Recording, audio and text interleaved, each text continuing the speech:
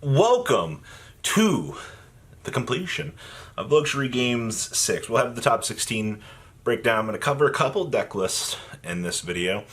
And I want to say to the comment people on yesterday's video, your comments, in fact, did not age well. Oh, those are my absolute favorites. Show some love. Make sure you like the video, comment on the video. Make sure you're subscribed to me. First up, we're on that road to 100K. It'll be like a year before we get there. But we'll get there. Let's dig on into this, shall we?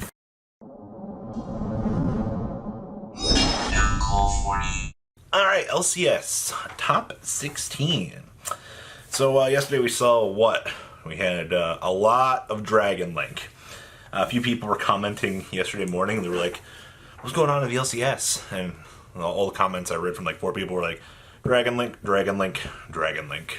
Alright.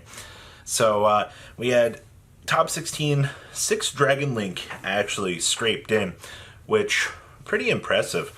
Honestly, I was honestly thinking we'd probably have more, but we honestly didn't. I also see here that we had 4 dinosaurs making it into top cut. Doesn't surprise me, honestly, that deck's ability to break boards. Conductor is a heck of a card. 3,500 attack points is nothing to really scoff at, and you'll be really surprised when you look at what dinosaurs can do in today's format. You'll be like, I see why that deck is doing good. I mean, you literally have Dragon Link with the most abilities to play around combo, and you have Dinosaur just goes, yay, Conductor across the field. Easy. We also only had 2 Infernoble Knights. Now, Infernoble was set up by a lot of players to be a very successful deck this format. You know, yeah, we lost a lot of things on the previous list in terms of developments towards the Synchro build, but at the end of the day, when you look at how far we've come with this deck, hand ripping is still a very crazy thing in today's modern Yu-Gi-Oh! So, with that all being said, I do think that players will continue to explore this deck. A lot of cool variations to the builds as of late. The formula has been worked on. We're back to the 40, 50, 60 card debate with this. Same thing with Dragon Link, actually. I think Dragon Link is still, oh man, I think we saw 48 do good, and then I think there was 50. It's an entire crazy debate about your tech choices. We also only had 2 Eldritch variants making it into top cut. This is kind of the same thing here. Like, people look at Eldritch, they're like, oh, well, this deck is dead. Like, why do we care about this? It's one of the most adaptable engines in the game, alright? Like, when you can literally play Dogmatika, you know, Eldritch, Shadal, Eldritch, Invoked, Eldritch, Numeron, Eldritch, like, hello? You're playing it for its adaptability and what it brings to the table. In a slower condensed format, Eldritch is the best slow variant of any like back row deck to exist. So, found that interesting. We also had 1 Subterra Dragoon make it into the top cut, which I know a lot of people yesterday were like, where's the Subterra at, Robbie? I'm like, it's in the other category. It's there. It's waving. It's like, hi, don't forget about me.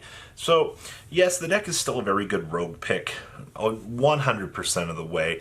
I feel like players kind of look at these decks, and they're like, well, like, what do? And then we had 1 Invoked Dogmatika. Now, this is where I bring up my comment section yesterday. And a couple people talking about, well, yeah, actually, Ecclesia, they lose. Somebody else was like, well, I don't understand why this deck is good. You know, it's so fragile. The deck is good because of its development for hand traps, and it actually plays traps. Did you know that trap cards are a thing in the game of Yu-Gi-Oh? I bet you didn't, alright? When your mind is trained to look at these turn 1 boards and go, oh, but a Dogmatika punishment can ruin that day. A solemn judgment at a well, you know, picked time. Maximus. Oh yeah, don't even get me started on Maximus. So the first thing we're going to be looking at here is the first place list. And this was Zach Stone's first place list. And this is, what I was saying here. Alright, we have ye old Dogmatika Invoked. And you said that this deck was fragile, right? Like, there's no this deck had one representative in top cut, and it made itself all the way in to the finals. Oh, and by the way, it's playing Maximus. Most of the community at this point has dropped things to handle Maximus. He's got 2 more Maximus in the side. I think players underestimate how crazy Maximus is. This card will literally get you into a Shadal window and put game on the field. We're also maxing out in triple tactics, and we're actually exploring the Icy Dragon Prison in his deck. Also, a lot of people have talked about not wanting to play Dogmatika Punishment anymore, and it looks like that might have been wrong according to this. Also, triple copies of Pot of Desires in the main deck, turboing on out a lot more of those crazy options that players might be discounting. Outside of that, I think that this list is very solid for what you would really be expecting from the top cut in an event like this. The right tech choices, and still showing off that people are going to eat their words on Maximus. I get why people say Maximus might not be good, especially in a local scene, but in a more competitive level like this, people aren't going to test for it. Next up, we have second place, which was Gilama Vimir. Okay, I'm so bad with names. This was the 48 card list, and if I remember right, somebody commented on this list, and they were like, where did the other 12 cards go? I believe in the comments he was talking about how his list was like tuned to be most optimal. And I can see, looking at this, there's nothing too crazy that sticks out to me. At this point in time, to be honest with you, like, I think the biggest debate we're having between people right now is like, do we play Noctovision or do we not play Noctovision? Is that a debate? I also see that he was playing no material down here in the side for that real big spice. You don't have to worry about Numeron Eldritch going burr on you if you have the gnome material. You know, they're not going to summon 4 to play around the Nibiru, so you get them with the gnome material. We talked about that debate last format, and it looks like second place here took full advantage of that. Now, coming in 4th place, we have Lundrati. Now, if you guys know, Lund was the famous Megalith player that kind of took the world by storm a little bit last LCS.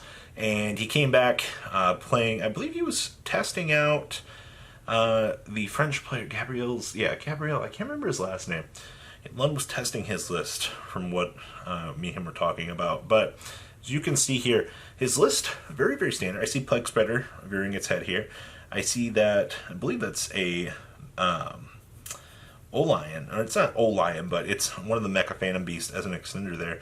Outside of that, looking at this, everything looks very standard. Outside of I see we're doing the Gizmek package again with 2 barrier statues in the side deck for a little bit more spice and flair. Actually, I really like that. I'll take that. And then we had 2 other lists that kind of made my interest here. The next one was the Christian Forsman list. This was your Subterror list for this event.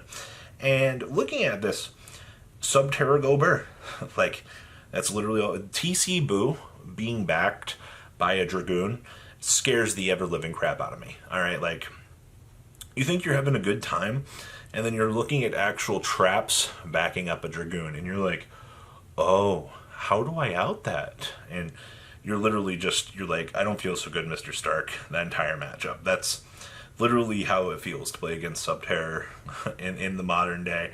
And then the other list that we're going to be covering here is Robert Astriadon's list.